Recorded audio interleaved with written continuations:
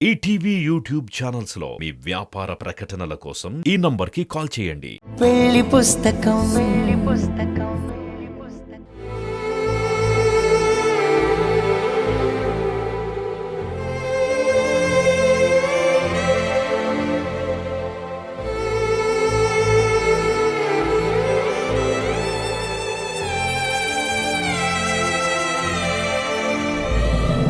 సిద్ధు నా కోసం కొన్న మొదటి బహుమతి ఇంకా ఇంట్లోనే ఉందంటే వాడి మనసులో ఏదో ఒక మూల నా మీద ప్రేమ ఉందేమో. నా ప్రాణం పోయేలోపు ఆ ప్రేమని చూడాలి. ఈ బొమ్మని చూస్తుంటే ఆ రోజు నీ మాటల్లో అమాయకత్వం ఇప్పటికే నా కళ్ళ ముందు కదులుతుంది సిద్ధు.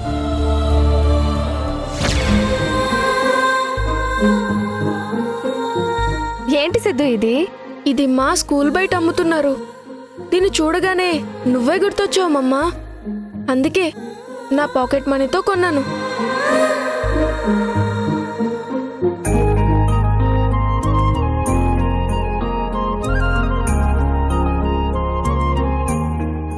నచ్చిందా మమ్మా?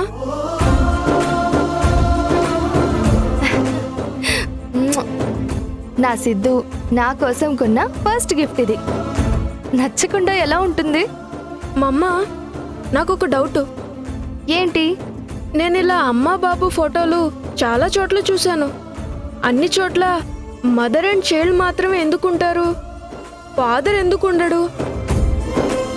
ఫాదర్ కూడా పిల్లల్ని లవ్ చేస్తాడు కదా, మన పప్పాలాగా. అమ్మా నాన్న ఇద్దరు పిల్లల్ని సమానంగా ప్రేమిస్తారు. కాకపోతే పిల్లలు పుట్టినప్పటి నుండి అమ్మతోనే ఎక్కువగా ఉండడం వల్ల నాన్నకన్నా ఇంకొంచెం ఎక్కువ ప్రేమ చూపిస్తుంది. అన్నం తినిపించడం దగ్గరుండి చదువు చెప్పడం వరకు అన్నీ అమ్మే దగ్గరుండి చూసుకుంటుంది. అంటే నీలాగా, అంతే కదూ? మనుషుల్ని పుట్టించిన దేవుడు అమ్మ ఇద్దరూ ఒక్కటే. ఈ తల్లి బిడ్డల బొమ్మ ప్రతి మనిషి జీవితానికి ప్రతిబింబం లాంటిది. ఈ ప్రపంచంలో ప్రేమని నిర్వచించాలంటే ముందు గుర్తొచ్చేది అమ్మ ప్రేమే. అలాంటి ప్రేమ ప్రాణం ఉన్నంతకాలం రక్షణగా ఉంటుంది. అంటే నువ్వు నేను ఉన్నట్టు.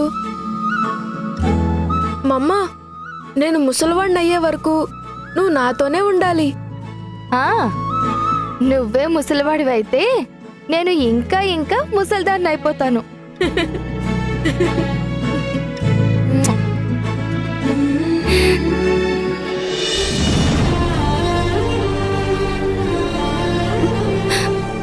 ఆ రోజు అమ్మ ప్రేమ గొప్పతనం చెప్పి కూడా నేనే తప్పు చేశాను. సిద్ధు నా దగ్గరకు రానంత శత్రువుగా మారిపోయాను. ఈ ఇంట్లో నన్నెవరు క్షమించినా క్షమించకపోయినా సిద్ధు ఒక్కడే మాట్లాడితే చాలు.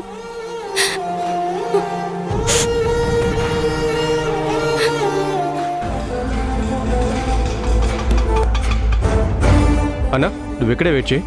ఒక ఆవిడ వస్తుంది, తీసుకెళ్ళి బస్ స్టాండ్లో డ్రాప్ చేయి. ఆలస్యం చేయకండి సార్. ఆలస్యం చేయడం మాకు కూడా ఇష్టం లేదు.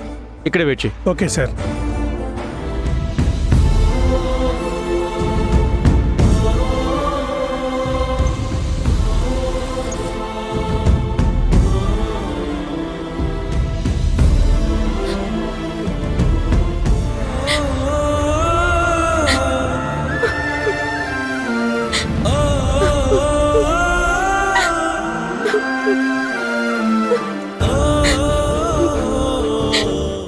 ఏమైంది తను? ఎందుకు ఏడుస్తున్నావు?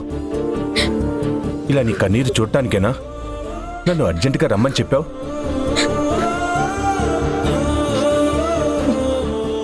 ఇలా చూడు,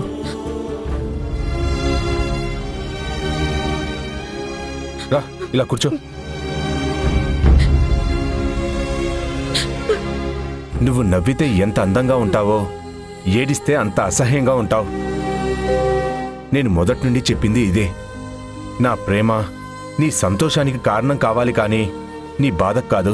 కారణం మన ప్రేమ ఒక్కటే కాదు చందు, నా భయం, చేతకానితనం కూడా.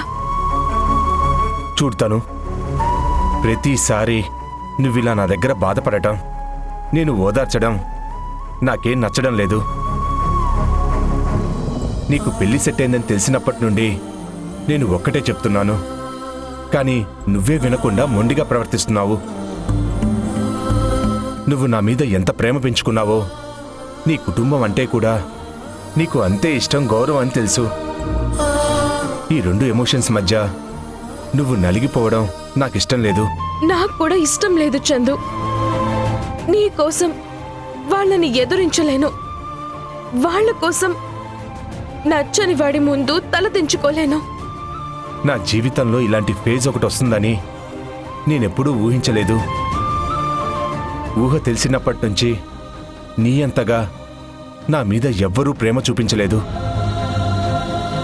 ఎప్పుడూ నా చుట్టూ ఉన్న వాళ్ళ గురించి ఆలోచించానే కానీ నన్ను ఇంతగా పట్టించుకునే అమ్మాయి, ప్రేమించే ప్రాణం నన్ను వెతుక్కుంటూ వస్తుందని నేను కల్లో కూడా అనుకోలేదు. చిన్నప్పటి నుండి ఆ దేవుడికి నా ఇష్టాలతో కన్నీళ్లతో ఆడుకోవడం చాలా ఇష్టం అనుకుంటా.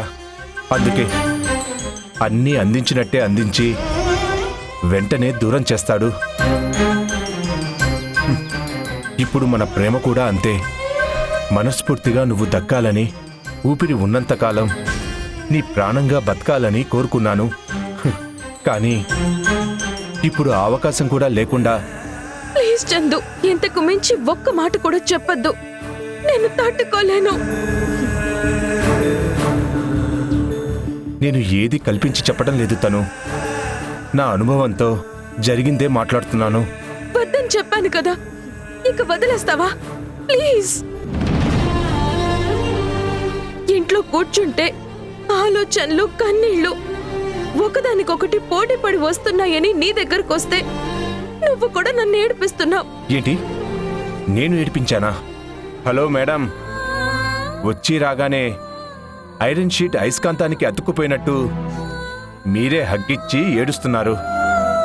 దానికి కారణం నేనా? అవును, నువ్వే. నువ్వు నా కళ్ళల్లోకి చూస్తుంటే గుండెల్లో ప్రేమ అలా బాధగా, కన్నీరుగా వచ్చింది. నేనేం చేయను? ఏం చేయాలంటే ఆ కన్నీరు నా కంటికొదిలేసి నీ సంతోషానికి కారణం తెలుసుకో. నువ్వు చేయాలనుకున్న పనిని ధైర్యంగా పూర్తి చేయి.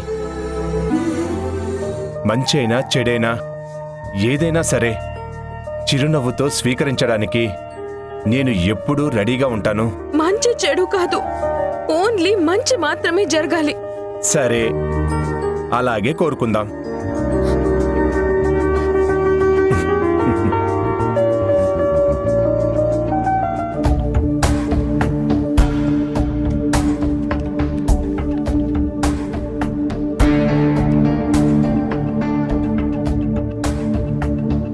ఏయ్, లే ఇక్కడి నుండి. ఏమైందమ్మా? నీ పీడ విరగడయ్యే టైం వచ్చింది. బయలుదేరు. ఎక్కడికి? ఎక్కడి నుంచి వచ్చావో అక్కడికే. నీ బ్యాగ్ కూడా రెడీ అయింది. నువ్వు పోతావా, మమ్మల్ని గెంటేయమంటావా? సడన్ గా ఏమైంది మీకు? నేను మీ జోలికి రాకుండా నా పని నేను చేసుకుంటున్నాను కదా. నీ పని కాదు, మా అందరి పని డిస్టర్బ్ చేస్తున్నావు. నీ వల్లే నా ప్రాజెక్టు వేస్ట్ అయింది. సిద్ధు, నీకు సహాయం చేయాలనే కదా. వాడికి సహాయం చేయడానికి నువ్వెవరు? నీకేం అర్హత ఉందని సిద్ధు జోలికి వెళ్తున్నావు? నువ్వు వద్దనుకుని వెళ్ళిపోతే సిద్ధుని చేరదీసింది నందు, సాక్షి. ఆ తర్వాత మేము. ఇప్పుడు సిద్ధుకి మేమంతా ఉన్నాం. నీ అవసరం కాదు కదా, నీ నీడ కూడా వాడి మీద పడ్డానికి వీల్లేదు. నేను చేసింది తప్పని ఒప్పుకున్నాను. ఆ నేరానికి శిక్షని కూడా అనుభవిస్తున్నాను. నన్ను నమ్మమని అడగడం లేదు. కొన్ని రోజులు ఈ ఇంట్లో ఉండనివ్వండి. ఇక మీదట సిద్ధునే కాదు, ఎవరి విషయంలో తలదూర్చును. ప్లీజ్ అమ్మా. నోర్మై, వరసలు కలిపి మాట్లాడితే చంప పగల కొడతాను. అమ్మతనానికి అర్థం తెలియని నువ్వు అమ్మగా అర్హత కోల్పోయావు.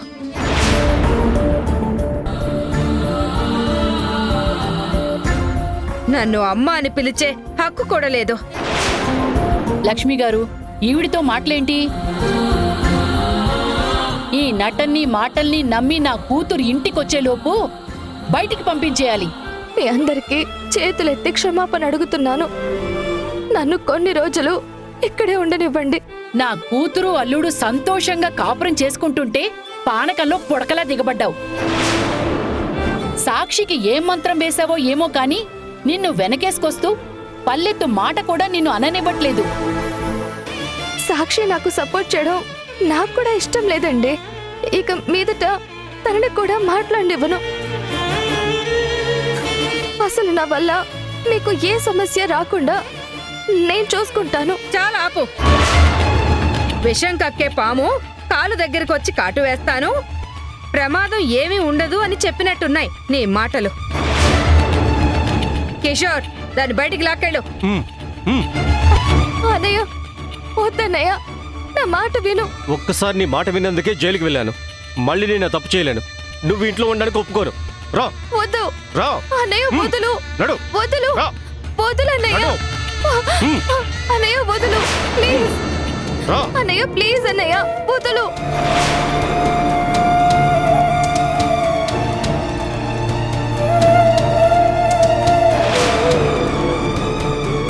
అన్నయ్య, రా. అన్నయ్య, వదులు అన్నయ్య. ఎక్కు.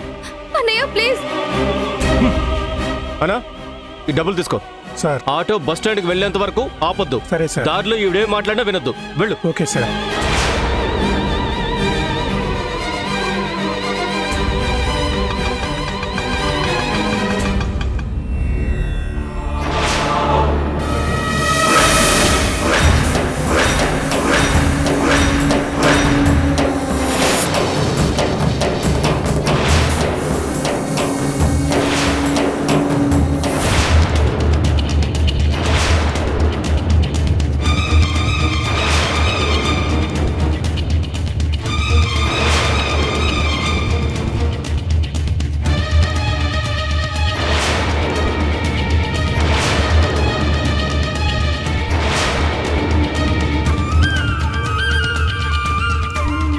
నేను వచ్చే వరకు ఆటో ఇంచు కూడా కదలడానికి వీల్లేదు.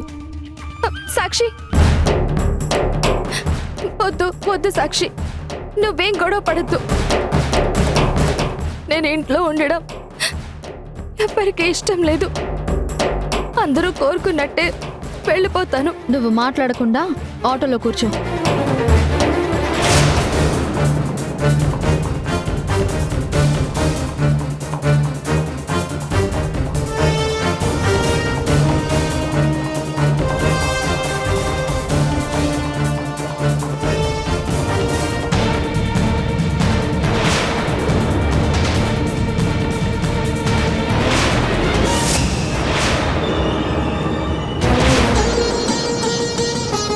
సాక్షి, నువ్వెక్కడికి?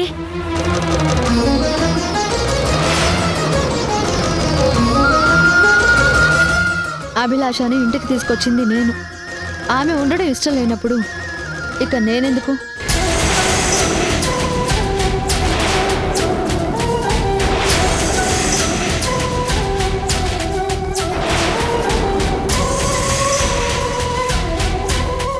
దాని గురించి నువ్వెళ్ళిపోవడమేంటి? నువ్వు ఈ ఇంటి కోడలివి. దానికి ఈ ఇంటికి ఏ సంబంధం లేదు. నువ్వు నందు భార్యవి, ఈ ఇంటి కోడలివి. ఆ విషయం గుర్తుందా నీకు? కోడలిగా కన్నా అభిలాష గురించి మీకన్నా ఎక్కువ తెలిసిన మనిషిగా నేను ఆలోచిస్తున్నాను. ఎక్కువ కాదు. అభి గురించి నీకేం తెలియటం లేదు. నిజంగా తెలిసిన దానివైతే ఇంటికి తీసుకురావు. నేను మీతో వాదించలేను. అభి ఇంట్లో ఉండకూడదు అన్నది మీ నిర్ణయం అయితే నేను కూడా ఇక్కడి నుంచి వెళ్ళిపోవడం నా నిర్ణయం.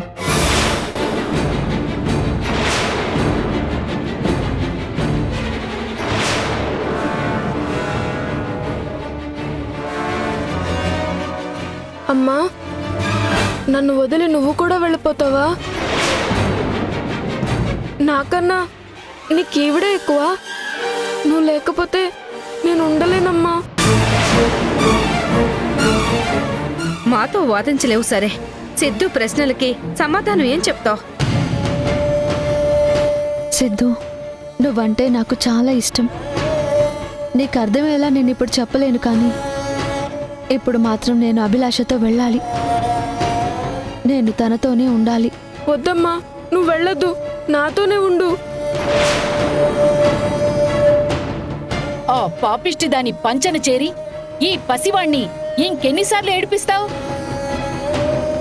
నువ్వు రాకుండానే ఈవిడ్ని పంపించేసుంటే సరిపోయేది. ఆలస్యం చేసి మేమే తప్పు చేశాం. అన్నీ తెలిసి కూడా కష్టాలు కొని తెచ్చుకుంటాను, కొరివితో తలగొక్కుంటాను అంటే నిన్ను ఎవ్వరూ బాగు చేయలేరు. అంతా నీ కర్మ. ఎలా జరిగేది ఉంటే అలా జరుగుతుంది. పద సిద్ధు. అమ్మా, అమ్మ వస్తుంది, వెనక దెయ్యం కూడా వస్తుంది. పద. అన్నా, వెళ్ళి వేరే బేరాలు చూసుకో. మా దరిద్రం గోడ కుట్టినట్టు అసలు వదిలిపోయేలా లేదు. మేడం, మీ సంచి.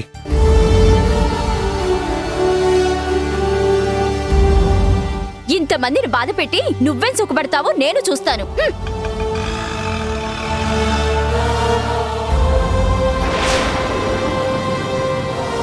రా అభి, లోపలికి వెళ్దాం.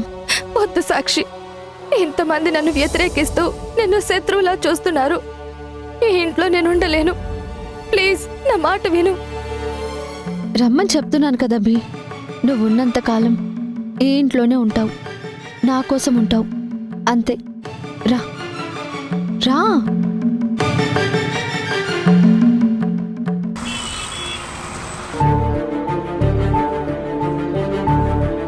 హాయ్ నిహారిక గారు. హాయ్ సాత్విక్, కూర్చో. Hi Teddy. Hi would be బాబాయ్. ఉడ్బి బాబాయా? ఈ పిలుపేంటి కొత్తగా ఉంది? పెళ్ళే వరకు తప్పదు, అడ్జస్ట్ చేసుకోవాలి వుడ్ బి బాబాయ్. ఏంటి సాత్విక్, తనూజాతో ఫోన్లో మాట్లాడింది సరిపోలేదా? డైరెక్ట్గా ఇంటికొచ్చేసావు. నేను మీతో మాట్లాడాలని వచ్చానండి. వాట్? నాతోనా? ఏ విషయం? అది తనూజాని డిన్నర్కి రమ్మన్నాను. తనకు అలాంటివి ఇష్టం లేదని చెప్పింది. అట్లీస్ట్ ఇప్పుడు తనను కాసేపు సరదాగా కాఫీకైనా తీసుకెళ్ళడానికి మీ పర్మిషన్ కోసం వచ్చాను. మీకు ఇష్టమైతే నాకే అబ్జెక్షన్ లేదు. అబ్జెక్షన్ అని కాదు, తనూజ పద్ధతులకి సాంప్రదాయాలకి అన్నిటికీ మించి మీ మాటకి వాల్యూ ఇస్తుందని అర్థమైంది. అందుకే అడుగుతున్నానండి. It's so nice of you.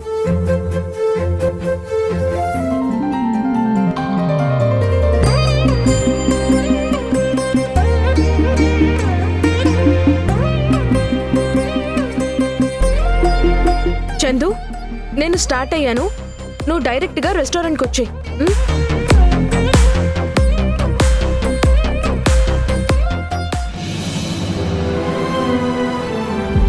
Tanuja, ఇలారా.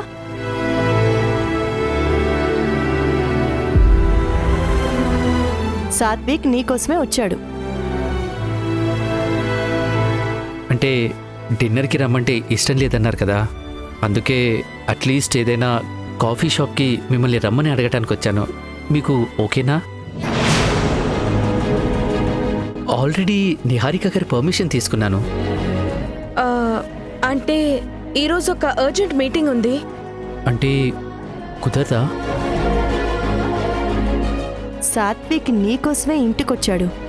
సరదాగా కాసేపు టైం స్పెండ్ చేస్తే ఒకరి గురించి ఒకరికి అర్థం అవుతుంది కదా. పర్లేదు నిహారిక గారు, తనకేదో అర్జెంట్ మీటింగ్ అంటుంది కదా. పోనీ ఆ మీటింగ్ ఏంటో చెప్పు, నీ బదులు నేను వెళ్తాను. అంటే మీటింగ్ ఆఫీస్కి సంబంధించింది కాదక్క. నా ఫ్రెండ్ గీత ఉంది కదా, ఫ్యామిలీతో కలిసి షాపింగ్కి వెళ్దామంటుంది, అందుకని. ఓ షాపింగ్కా? అయితే వుడ్ బి బాబాయ్ని కూడా తీసుకెళ్ళు. గీతు ఆంటీ వాళ్ళని పరిచయం చేయి. ఒకేసారి మీ ఇద్దరు పనులు అయిపోతాయి. యా, టెడ్డీ చెప్పింది కూడా కరెక్టే కదా.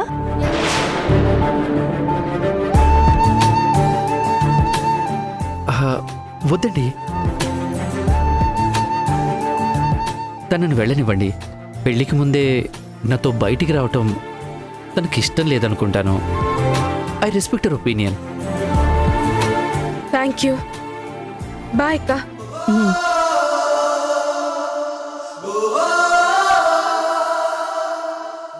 సారీ సాత్విక్, తనుజ నో చెప్తుందని అనుకోలేదు. నో ప్రాబ్లం, దానికి సారీ ఎందుకు? వుడ్ బి బాబాయ్, పోనీ మనిద్దరం వెళ్దామా కాఫీ షాప్కి? మీకు బోర్ కొట్టకుండా నేను ఏదో ఒకటి నాన్ స్టాప్గా మాట్లాడుతూనే ఉంటా. టెడ్డీ, తప్పమ్మా, అలా మాట్లాడకూడదు. పర్లేదండి, తను ఏం మాట్లాడినా నాకు క్యూట్గానే అనిపిస్తుంది. టెడీ, పెళ్ళయ్యాక నిన్నొకరోజు కన్ఫర్మ్గా బయటికి తీసుకెళ్తాను. థ్యాంక్ యూ వుడ్ బి బాబాయ్. Okay Teddy, bye. Bye Niharika గారు. బాయ్ సాత్విక్. అమ్మా, ఈ అంకుల్ చాలా ఫ్రెండ్లీగా ఉన్నారు. పిన్ని అంకుల్ పేరు బాగుంటుంది. గ్రేట్ సెలెక్షన్ అమ్మా. Thank you teddy.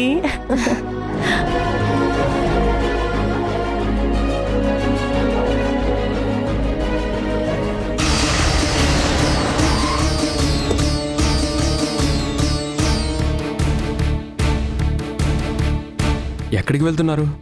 మేము ఇంట్లో ఉండలేం బాబు. అదేంటండి సడన్ గా ఏమైంది? అందరూ అలా సైలెంట్ గా ఉంటే ఏం జరిగిందో ఎలా తెలుస్తుంది? మా అమ్మ వల్ల మేము వెళ్ళిపోతున్నాం పాపా.